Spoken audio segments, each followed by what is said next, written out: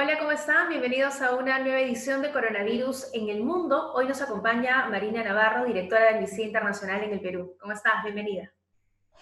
Buenos días y muchas gracias por la invitación. Bueno, hoy queremos conversar en específico sobre el acuerdo de Escazú, un acuerdo que firmó nuestro país en el año 2018 y que en estas últimas semanas ha generado mucho debate. Hay grupos a favor que sostienen que este acuerdo es positivo porque va a ensalzar los derechos humanos y la protección ambiental en la región.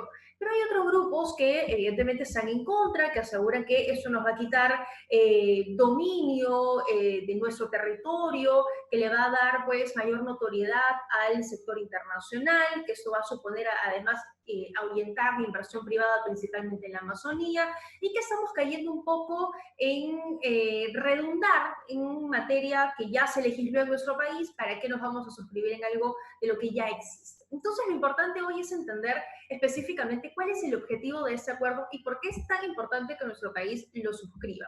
Así que queremos escuchar la posición de Amnistía Internacional, María. ¿Cómo está? Bueno, pues mira, yo creo que es importante porque se está dando información muy contradictoria, ¿no? Y me imagino que quienes nos están escuchando pueden llegar a estar un poco confundidos. Este acuerdo básicamente es para la información, o sea, para dar información ambiental, para permitir la participación de las personas, ciudadanos y ciudadanos en todo lo que tiene que ver con la justicia ambiental y precisamente para que haya justicia ambiental. El foco del acuerdo y por lo que es importante con respecto a la legislación ambiental que ya tenemos es la implementación. Y esto es un paso más porque ahí es donde se está, ¿no? ¿Cuáles son las medidas que se toman para implementar algo que efectivamente ya está en nuestra legislación? Pero hay un cuarto punto que es muy importante, que es el de la protección de las personas que defienden el medio ambiente. Y nosotros como Amnistía Internacional estamos muy preocupados por esta situación. La semana pasada, Global Witness sacó un informe diciendo que en el año 2019, 212 personas habían sido asesinadas solo por defender el medio ambiente. Personas que salen a defender el medio ambiente y que por ello son asesinadas. En nuestro país, desde el inicio de la pandemia, 4 líderes indígenas por defender el territorio, por defender el medio ambiente, han sido asesinados. Entonces, eso quiere decir que realmente se requieren medidas ahora mismo para defenderlos. Y el acuerdo de Escazú habla precisamente de eso. Eso es lo que quería consultarte. ¿Cómo ese acuerdo o de qué manera va a garantizar esa defensa segura, sin ataques ni amenazas para aquellas personas que salen en defensa del medio ambiente? Sí, el acuerdo de lo que habla específicamente es de proteger a estas personas que defienden el medio ambiente y que se tomen las medidas. Ahora mismo en Perú no tenemos ninguna norma con rango de ley que implique que los distintos sectores tengan que trabajar por ellos para defender a las personas que defienden, para proteger a las personas que defienden los derechos humanos. Hay un protocolo en el Ministerio de Justicia, que es un paso adelante, que le hemos dado la bienvenida, no le quiero quitar el mérito al protocolo del Ministerio de Justicia y Derechos Humanos, pero es insuficiente, no tiene rango de ley, es un protocolo a nivel ministerial, no están implicados otros sectores que son claves, como el Ministerio de Interior, como la Fiscalía, como el Ministerio de Defensa. Al ratificar el acuerdo de Escazú, se convierte en ley en Perú, ¿no? Ya tiene rango de ley, con lo cual los distintos sectores tienen ya la obligación de proteger a esas personas cuando reciben porque lamentablemente estas personas que han sido asesinadas lo habían dicho, habían presentado denuncias, habían advertido que estaban en riesgo, pero no se tomaron medidas. Al firmar el acuerdo de Escazú, el Estado peruano se compromete a implementar medidas, ¿no? Y creo que eso es algo que es muy importante que ahora mismo ocurra. Sobre todo que quede claro, porque hay grupos que están en contra de que ese acuerdo sea ratificado, porque aseguran que como conceptos como el que tú has mencionado en esos momentos ya existen, ya se legisló sobre eso, pero la pregunta va más allá. Se puede haber legislado, pero ¿realmente se aplica? El hecho de haber estado o suscribir ese acuerdo de Escazú podría ser que al tener una mirada internacional, nuestro país se compromete a que específicamente estos acuerdos sí se vayan a cumplir y que se garanticen los derechos de muchas personas. Claro. A ver, por un lado, o sea, yo te diría que ese acuerdo tiene 3 características principales por las que Perú lo debe ratificar. Uno es precisamente por lo que hemos hablado de la implementación. El otro ya lo he comentado, que es con respecto a las personas, a la protección de las personas que defienden los derechos humanos, que defienden el ambiente, que no está en nuestra legislación, ¿ya? Que tiene que tener rango de ley.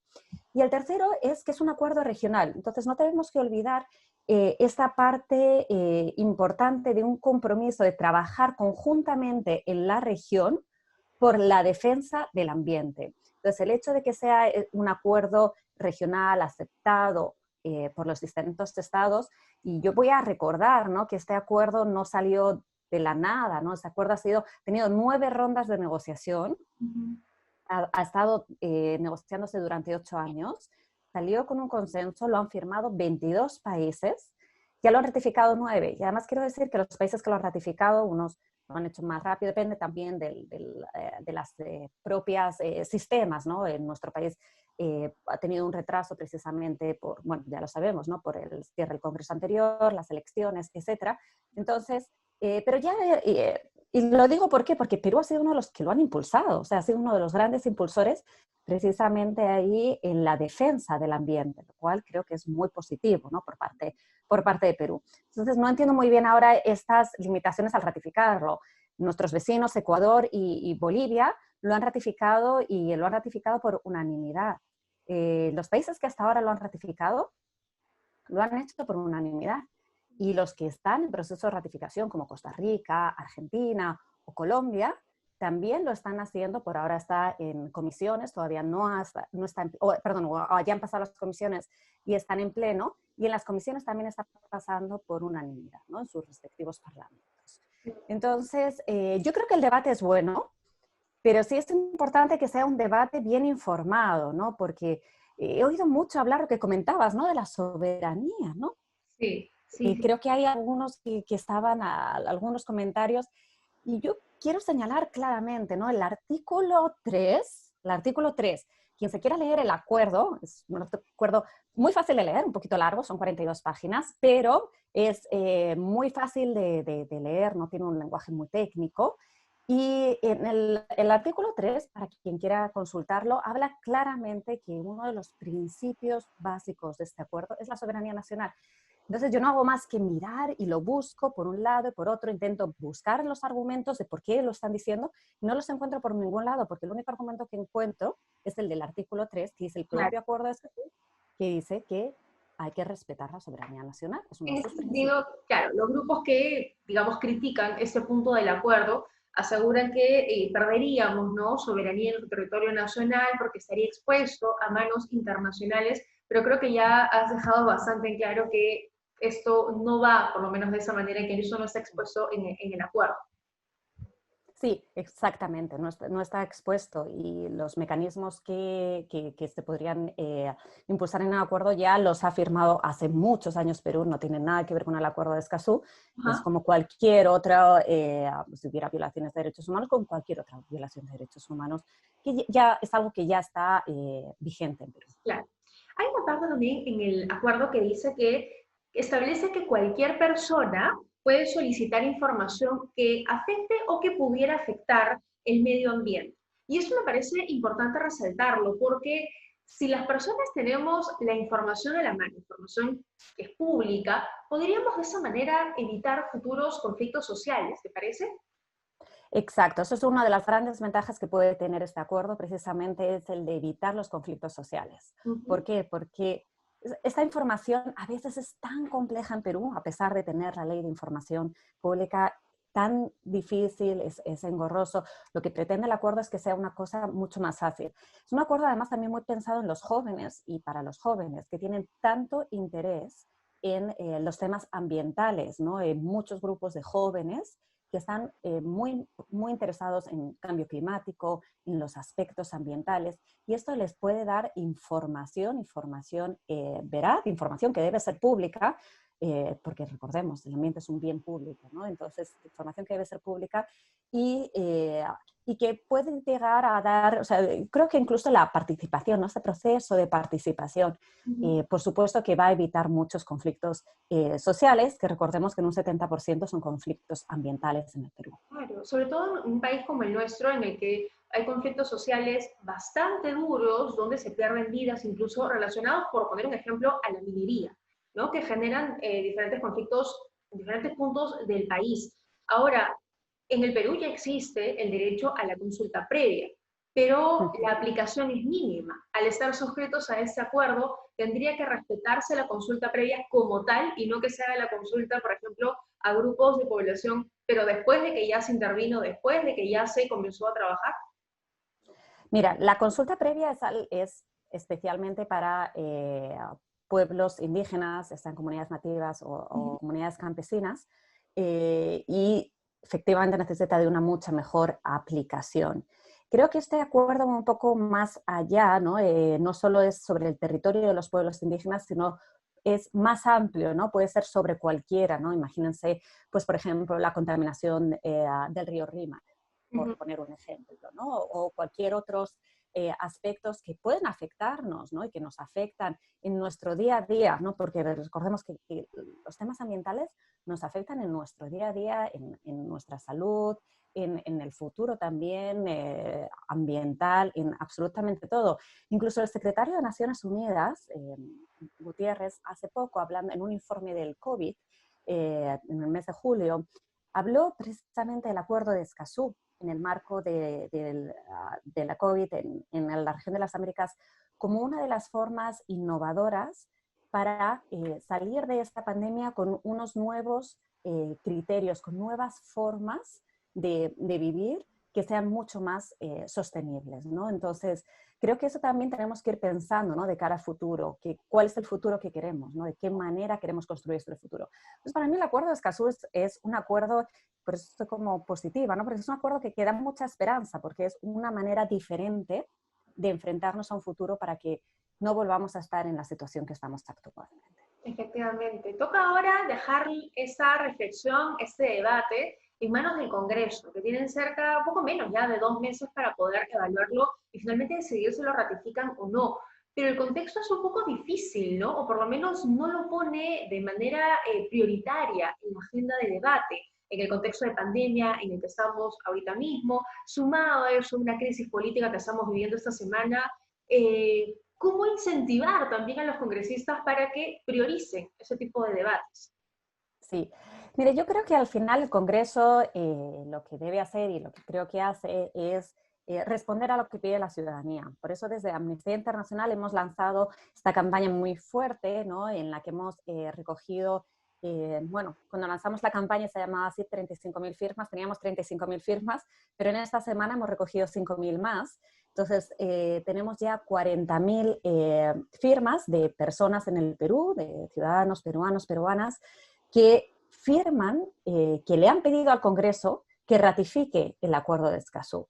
Y hoy vamos a hacer la entrega. Y si me permites, le voy a pedir a quien quiera participar, porque todavía estamos a tiempo, ¿no? A pesar de que vayamos haciendo la entrega, hoy va a ser pues una entrega simbólica, pero quien quiera en sus redes sociales, lo voy a hacer yo para que lo hagan en sus redes sociales, simplemente les estamos pidiendo, voy a ver si puedo enfocar con la cámara, no soy una experta, pero ponen el hashtag, no sé si se ve, ahora lo pongo yo, pero firman, yo Sí, firmo por Escazú, yo firmo por Escazú, así, ajá, y lo firman con su firma, con su nombre, como quieran, ¿no? Es un acto simbólico.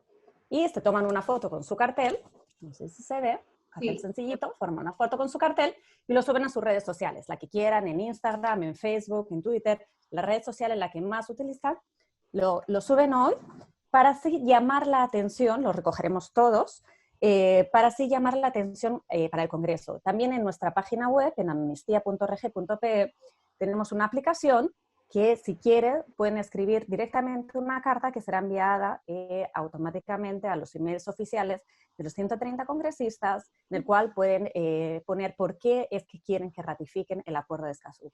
porque yo creo que la ciudadanía, hablando de información, de participación, creo que la ciudadanía tiene un papel fundamental, ¿no? Fundamental a la hora de decir cuáles son las políticas, qué es lo que quieren y de hacérselo llegar al Congreso, que son nuestros representantes. De acuerdo. Entonces yo animo mucho a esta participación ciudadana. De acuerdo, y son los que tienen que legislar además en función a los intereses de la población.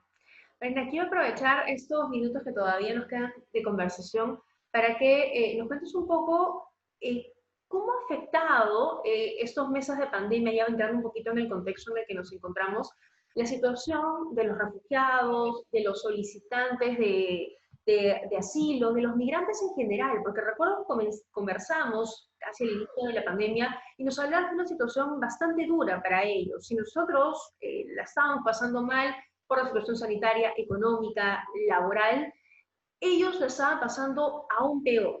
Y debemos decirlo que en nuestro país la situación ha venido de mal en peor. Así que nos gustaría que nos contextualices un poco cómo se encuentra. Sí, bueno, en esto lamentablemente no tengo muy buenas noticias, ¿no? Igual quedaba un mensaje más de esperanza con el acuerdo de Escazú. Y me encantaría dar un mensaje de esperanza y también voy a volver al final a hablar del Congreso, pero me gustaría como que viéramos cómo lo están pasando las personas que no solo pues tienen esta situación sanitaria que nos está afectando a todo el mundo, esta situación económica que nos está afectando a todas las personas que vivimos en el Perú, sino que además no tienen esas redes sociales, esos núcleos de apoyo que todos los peruanos y las peruanas podemos llegar a tener. Entonces, ha habido situaciones muy dramáticas de desalojos, por ejemplo, en el cual, imagínate una familia que es desalojada en plena cuarentena o incluso en esta situación ahora, no tiene dónde ir, pero tampoco puede regresar porque las fronteras están cerradas, ¿no? De hecho, todavía tenemos a miles de venezolanos que están varados, que no son residentes, ¿no? Sino que estaban de paso y que están varados en el Perú porque no pueden retornar a Venezuela. Su país no les está dando ningún tipo de vuelos y las fronteras continúan cerradas, ¿no? Entonces, esa situación es realmente, bueno, más de todo el peligro, ¿no? Que puede dar. Eso también quisiera hablar, ¿no? La situación tan grave que las personas que están queriendo retornar están teniendo, no solo en el camino, sino cuando llegan a la propia Venezuela, ¿no? Donde están siendo estigmatizados, donde está habiendo unos problemas de controles por parte del gobierno, incluso les tratan, ¿no? Oficialmente de traidores, ¿no? De traidores a la patria solo por haber salido del Perú. Imagínense si Perú tratara de traidores a la patria a todos los peruanos y peruanas que salieron y que lo único que han hecho ha sido, pues, desde otros lugares apoyar y, bueno, y mandar remesas, estar. Sería lamentable. Entonces, esta situación es la que están viviendo las personas venezolanas acá. Pero ya no solo eso, sino que a mí me llama mucho la atención, hablando del Congreso, las propuestas legislativas que hay. Ahora mismo estaba revisando la última que nos han llegado y que están preparando un comunicado. Disculpa, no te lo puedo enviar porque es muy reciente, pero en cuanto lo tenga, se lo voy a hacer llegar, porque es una propuesta legislativa que lo que pretende es criminalizar la migración. Es decir, las personas que entran de una manera irregular a Perú por todas las trabas que se están poniendo, incluso están arriesgando su vida. Estamos pensando en mujeres, en niños, en personas mayores que arriesgan su vida yendo por trochas, viniendo caminando desde Venezuela. Llegan al Perú, esos casos incluso porque aquí tienen algún pariente, algún familiar, llegan a Perú queriendo trabajar. Por solo ese hecho son expulsadas. Pero si quieren volver a entrar, imagínense incluso que pueden llegar a tener familiares. Tienen pena, o sea, la propuesta de ley dice que pueden llegar a tener pena de cárcel entre 4 y 8 años, sin haber cometido ningún delito. Sin ningún delito. O sea, su único delito es querer estar en el Perú y trabajar. Eso no puede ser criminalizado. Entonces, eso es una criminalización, eso no puede ser considerado. La verdad es que estamos muy preocupadas por esta propuesta legislativa, si se lo vamos a hacer llegar a los congresistas, porque no nos parece que esta situación pueda ser así, porque lo que tenemos que hacer más bien es empatizar, ¿no? Empatizar con estas personas. Perú ha sido un país que ha migrado mucho yo creo que sabemos perfectamente, ¿no? Como el empatizar con las personas que lo han hecho.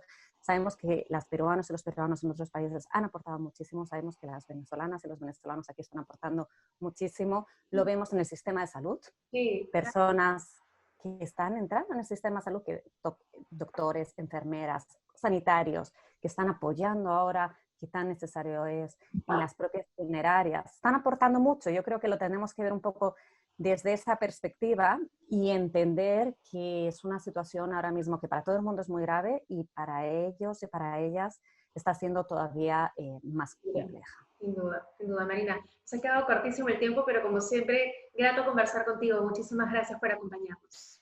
Muchas gracias a ti y un placer estar acá. Y no se olviden, con nuestro cartelito, yo firmo por Escazú. Así. Háganselo llegar al Congreso. Gracias.